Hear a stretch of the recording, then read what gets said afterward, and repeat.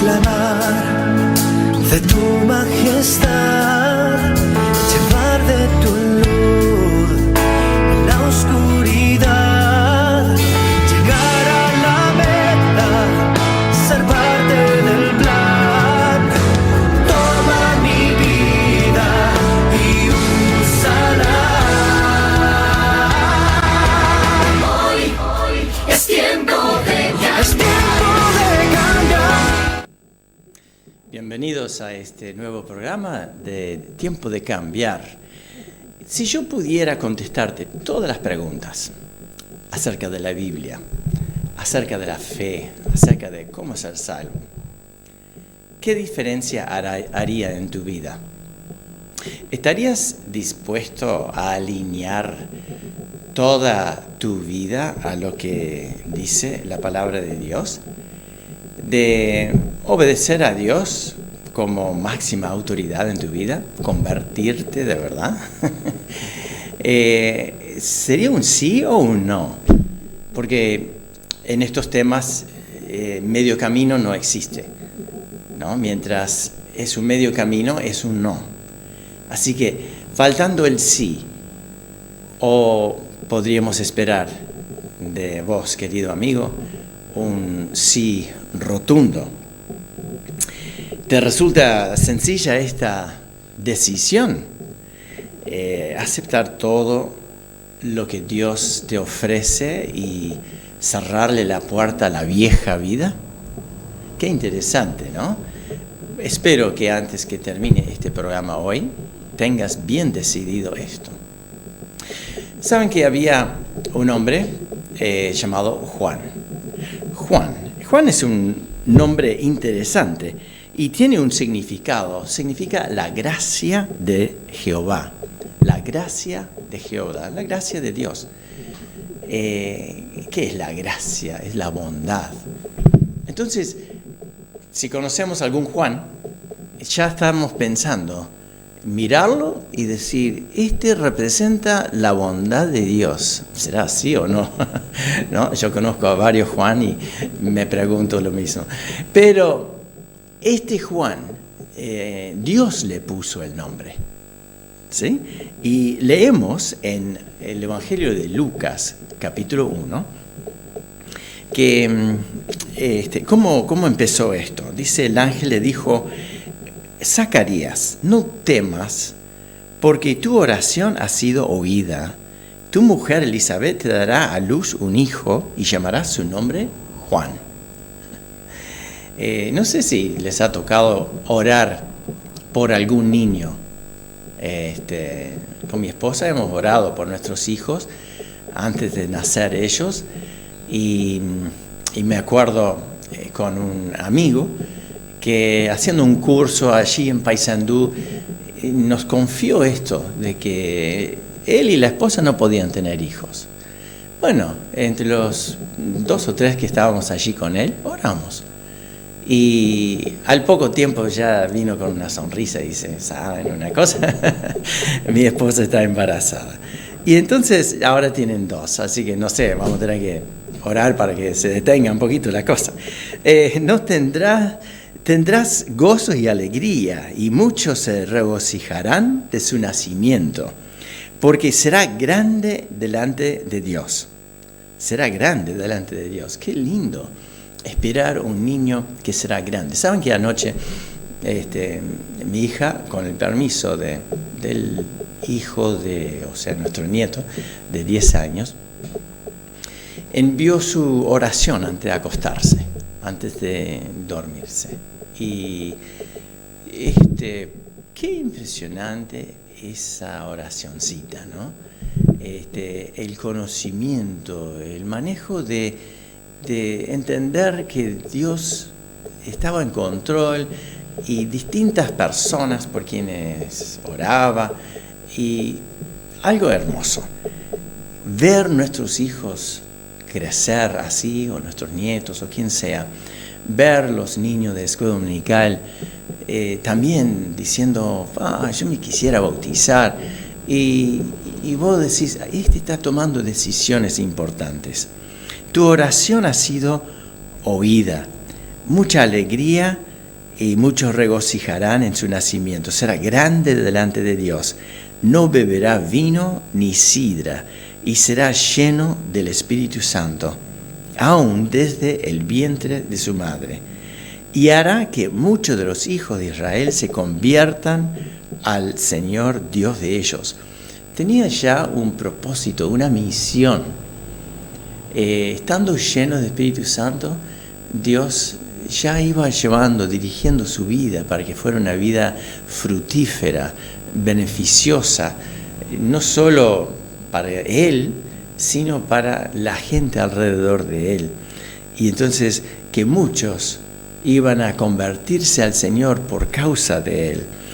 Él irá delante de él con el espíritu de poder de Elías.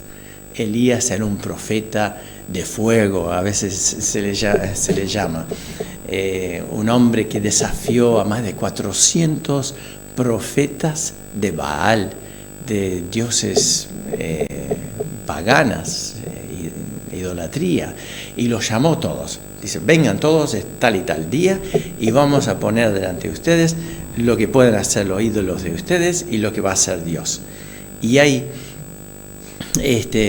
ellos, los 400, ofrecieron un sacrificio que Dios no aceptó, y se cortaban y saltaban y gritaban. Y entonces Elías había dicho, bueno, griten un poquito más fuerte, capaz está de viaje, está durmiendo. Se burló de ellos. Después acomodó todo sobre el altar, a su manera, a la manera de Dios. Y entonces dice, bueno, Dios, ahora que vea tu pueblo que tú eres el Dios Todopoderoso.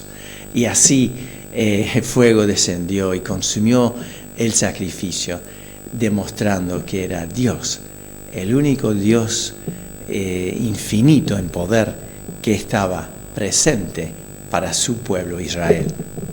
Y entonces Elías, poderoso y en muchas otras maneras, para hacer volver los corazones de los padres a los hijos, ¿no?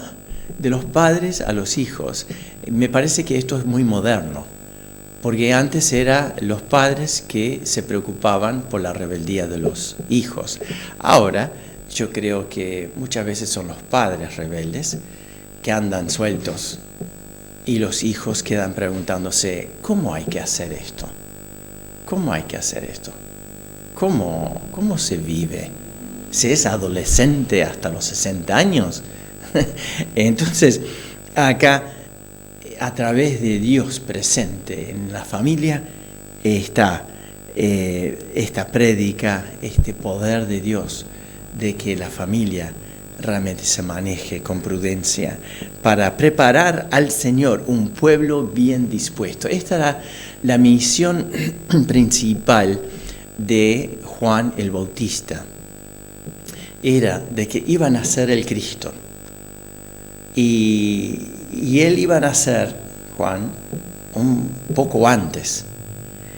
Y entonces casi coincidían los ministerios tanto de Juan el Bautista como de Jesús.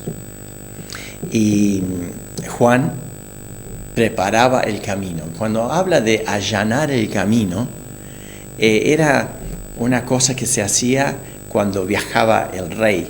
Se preparaban los caminos de todos los pozos y las cosas, y entonces se alzaba la parte baja para que no tuviera que pasar por un arroyo, por ejemplo, y así.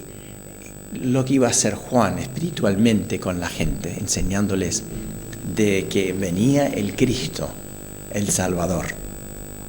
Entonces, ahora pasemos al capítulo 7, y Jesús, dentro de su ministerio, ya han pasado 30 años, está ocupado. Vienen los discípulos, algunos discípulos de Juan, y le hacen preguntas. En Lucas capítulo 7, versículo 24, dice, Id, haced saber a Juan lo que habéis visto y oído. Los ciegos ven, los cojos andan, los leprosos son limpiados, los sordos oyen, los muertos son resucitados, y a los pobres es anunciado el Evangelio. Jesús contesta a los discípulos de Juan cuando él ya estaba preso por Herodes, había señalado a Herodes diciendo: la mujer que tenés le pertenece a tu hermano, vos estás en adulterio. Entonces Herodes lo metió en la cárcel para que nadie más escuchara eso, pero le gustaba escuchar a Juan porque tenía contenido. Y entonces un día de fiesta se le pide la cabeza de Juan. Lo mataron en la cárcel, trajeron en un plato. Todo eso está aquí en la Biblia. Entonces Juan pagó caro por su prédica, pero antes de que pasara esto, él está diciendo: bueno, veo en Jesús que realmente está cumpliendo todo lo que yo he profetizado. Pero para quitarse la duda, manda a algunos discípulos aquí en Lucas 7 y pregunta: ¿eres tú el Mesías o esperamos a otro? Entonces Jesús simplemente le dice: bueno, díganle lo que vieron, que los ciegos ven, los cojos andan, el Evangelio es predicado a los pobres. O sea, están las credenciales de Cristo a la vista. Entonces se fueron los mensajeros de Juan y comenzó a decir de Juan a la gente: ¿qué saliste a ver al desierto? Porque Juan vivía en el desierto y todo el mundo salía. Entonces dice: ¿una caña sacudida por el viento? ¿Qué saliste a ver? ¿A un hombre cubierto de vestiduras delicadas? He aquí los que tienen vestidura preciosa y viven en deleites, en los palacios de los reyes están.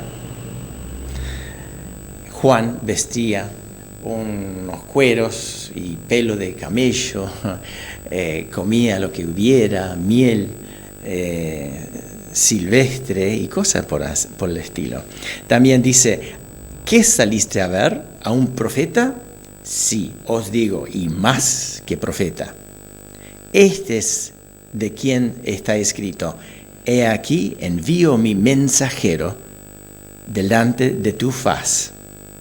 Aquí habla el Padre hacía 400 años antes, diciendo, o tal vez más, envío mi mensajero. Juan era el mensajero, el cual preparará tu camino delante de ti. Y así habla del ministerio del Señor Jesús. Os digo que entre los nacidos de mujeres no hay mayor profeta que Juan el Bautista.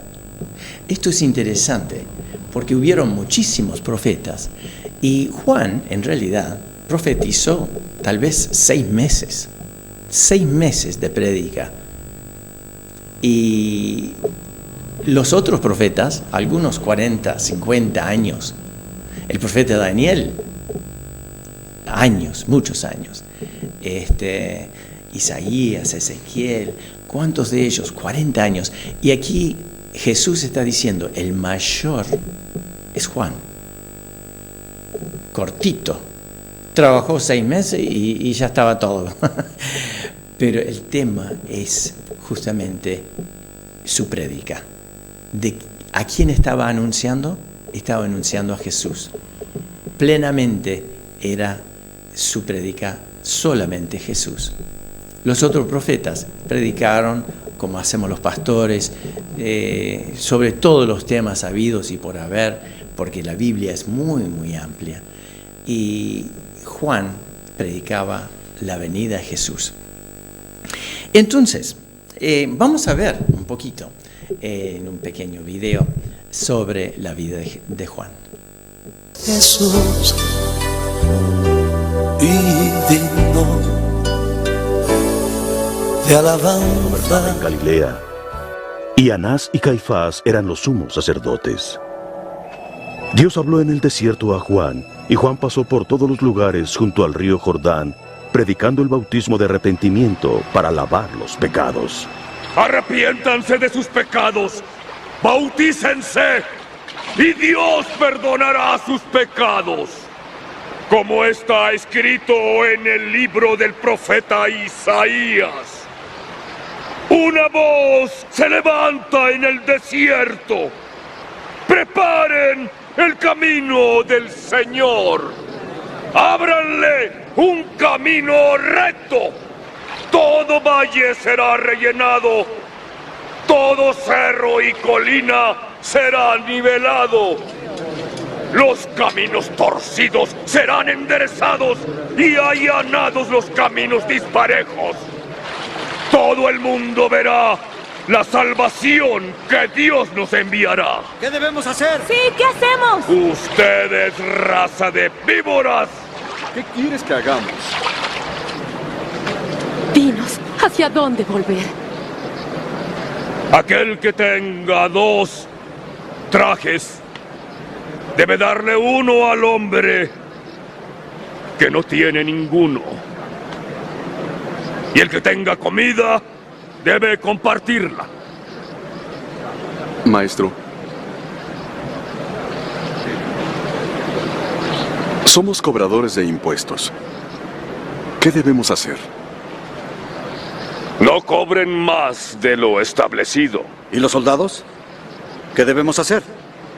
No le quiten nada a nadie por la fuerza, ni acusen a nadie falsamente. Y confórmense con su paga.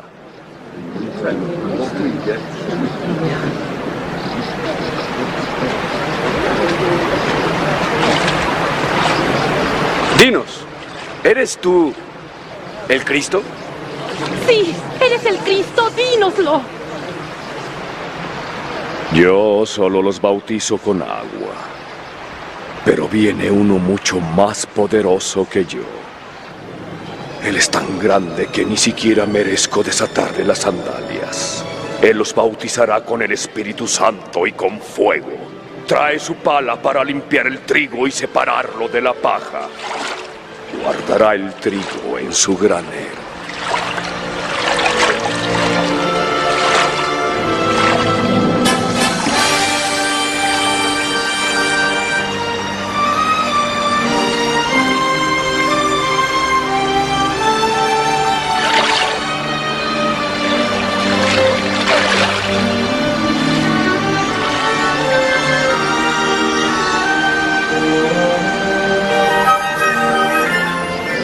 Y el Espíritu Santo bajó sobre Jesús en forma visible como una paloma.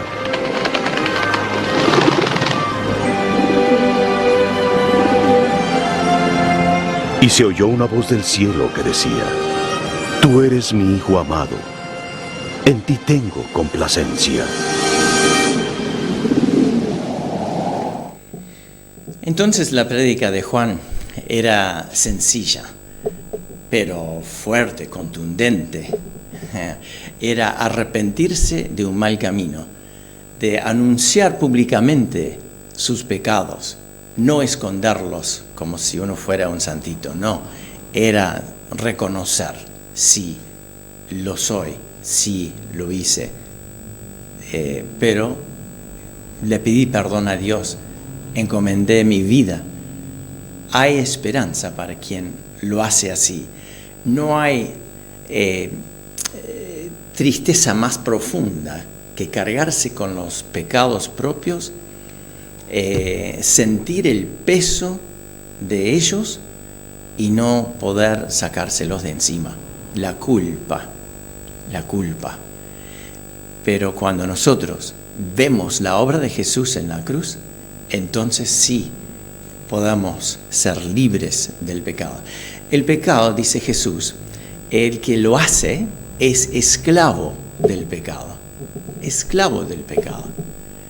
A nadie le gusta la idea de ser un esclavo, con un látigo en la espalda y con trabajar gratis y, bueno, servir a los demás sin ningún tipo de remuneración.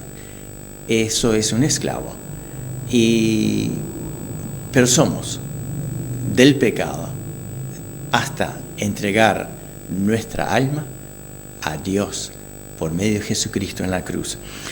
Dice aquí en 1 Pedro 1, dice: sabiendo que fuisteis rescatados de vuestra vana manera de vivir, la cual recibisteis de vuestros padres, no con cosas corruptibles como oro o plata, sino con la sangre preciosa de Cristo, como de un cordero sin mancha y sin contaminación. Hay muchas personas que piensan que con ser un poquito más bueno,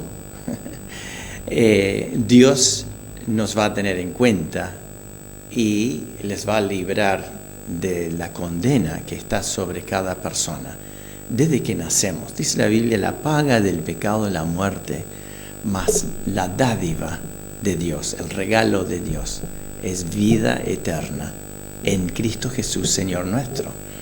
Entonces, después de eso, el siguiente versículo de Efesios 2, 8 y ahora el 10 dice: porque hechura suya somos, o sea, somos hechos, diseñados por Dios, como lo fue Juan, ¿no es así?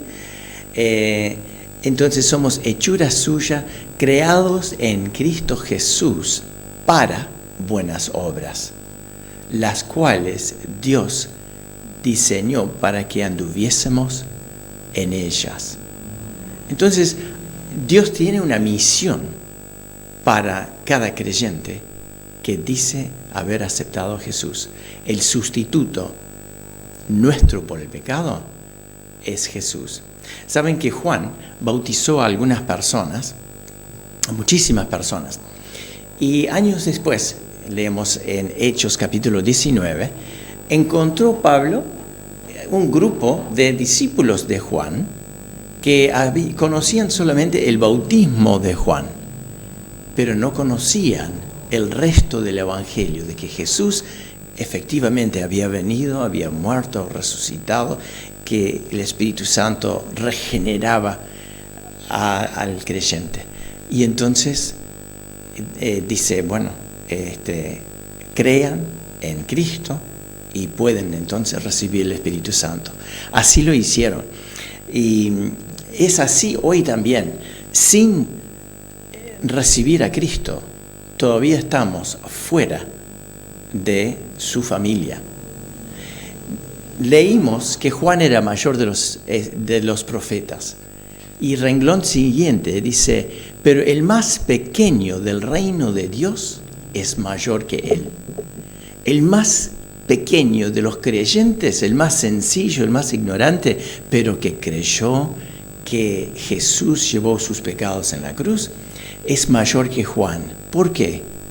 Porque Juan no vivía en esta época desde que en Pentecostés Dios entregó su Espíritu Santo a morar en nosotros. Cuando nosotros nos bautizamos en el nombre del Padre, del Hijo, del Espíritu Santo. ¿Por qué? Bueno, porque tenemos una comprensión completa de que Cristo llevó mis pecados y su Espíritu Santo mora en mí, vive en mí, soy una nueva persona. ¿Estás dispuesto a entregar todo tu ser a Dios? Si alguna pregunta quedara, tal vez no es tan importante frente a la urgencia de que seas salvo del juicio de Dios, que en cualquier momento vendrá, sea nosotros muriendo y no estando prontos para encontrarnos con Dios, o, como dice la Biblia, que Dios vendrá un día y cambiará toda la situación mundial en que estamos viviendo.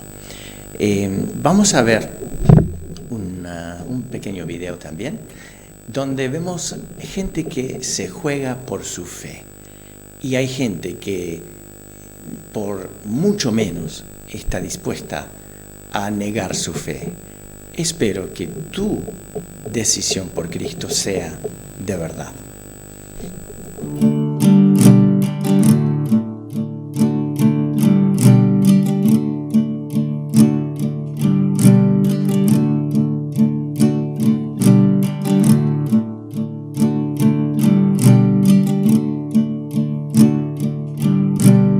Cuenta la historia de una familia en India.